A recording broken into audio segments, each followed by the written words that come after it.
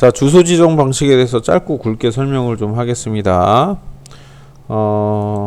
지금 보시면은 요거는 이제 전 시간에 했던 건데 이거 꼭 알고 넘어가야 됩니다. 그래서 주소 기억장 여기 보면 자, 여기에 이제 기억장치에서 명령부 주소부를 가져와요. 그래서 어디 있느냐, MBR 기억 레지스터에 들어가고 명령부 주소부 중에 통으로 들어옵니다. 통으로 들어왔다가 명령부는 위쪽 명령 레지스터랑 명령 해독기로 이동하면서 연산장치로 가게 되고, 그 다음에 주소부는 아래로 내려와서 MAR 메모리 어드레스 레지스터 번지 레지스터입니다. 갔다가 PC로 갑니다.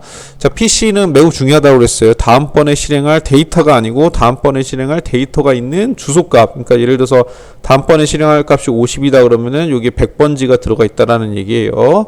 자, 그러면 요 형태, 이렇게 통으로 넘어오는 요 형태, 이제 여기에 이제 보면 제어버스, 주소버스, 데이터버스 그런 게 있는데, 어쨌든 명령부, 주소부 이 나눠져서 이렇게 들어오는데 이 형태가 또 여러 가지 종류가 있다라는 거예요. 그걸 한번 보면, 자, 이제 쭉, 자, 영주소로 한번 볼게요. 영주소라는 거는 주소부가 없어요. 이게 주소부 오퍼랜드라고 했죠. 이 오퍼랜드가 없고 OP 코드만 있는 거예요. 명령부만 있는 건데, 이런 경우는 뭐냐, 스택 구조입니다. 스택이라는 건 뭐냐면 요 통이에요. 이런 구조로 보면 돼요. 가장 1, 2, 3 이게 들어온 순서인데, 들어올 때 가장 먼저 들어온 게 나갈 때는 가장 맨 나중에 나가는 구조입니다. 그래서 명령어 2개밖에 없어요. 푸시 넣고 팝 빼는 거. 주소 지정이 필요 없죠. 어차피 맨 위에 거만 나가는 거니까. 그래서 3번 나가고 2번 나가고 1번 나가고 주소 지정이 필요 없습니다. 푸시 팝만 있으면 되죠. 자, 그 다음에 1주소는 뭐냐면 1주소 지정 방식은 OP코드죠. 이 명령부입니다. 이거 영어로 쓴 거예요. OP코드와 주소가 하나 있는 거죠. 주소부가 하나밖에 없다. 그 누산기에서 사용한다. 1주소는 누산기에서 사용한다. 외우면 됩니다.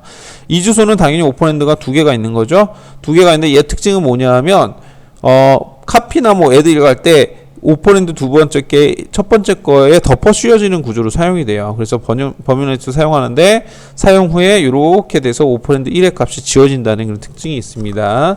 자, 3주소는 역시 오퍼랜드 주소부가 3개가 있는 거고 연산 후 입력값이 보존된다는 특징이 있습니다.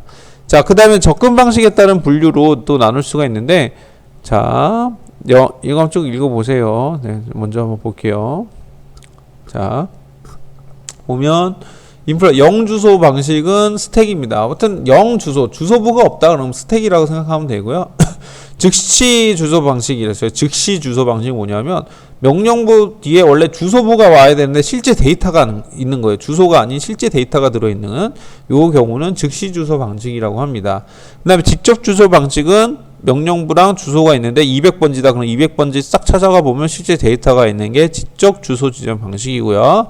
간접 주소 지정 방식은 명령부하고 주소부 이렇게 있어요. 200번지 싹 갔더니 300이라는 값이 있어. 근데 이게 실제 데이터가 아니고 300번지로 싹 가면 그때 여기에 실제 데이터가 있는, 그러니까 한 번 더 찾아가게 되는 이런 구조가 간접 주소 지정 방식입니다.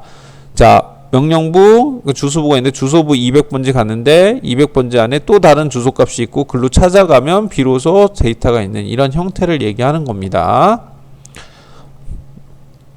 자, 계산에 의한 방식은 상대 주소와 절대 주소 방식이 있어요.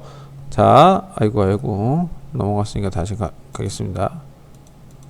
여기로 가자.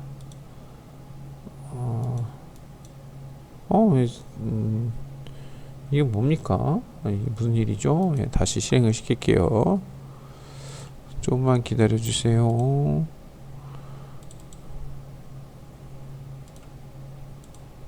자, 어쨌든 여러분이 지금 시험 통과하는 게 중요하기 때문에 좀 외우셔야 돼요. 자, 그러면은 계산에 의한 방식은 뭐냐?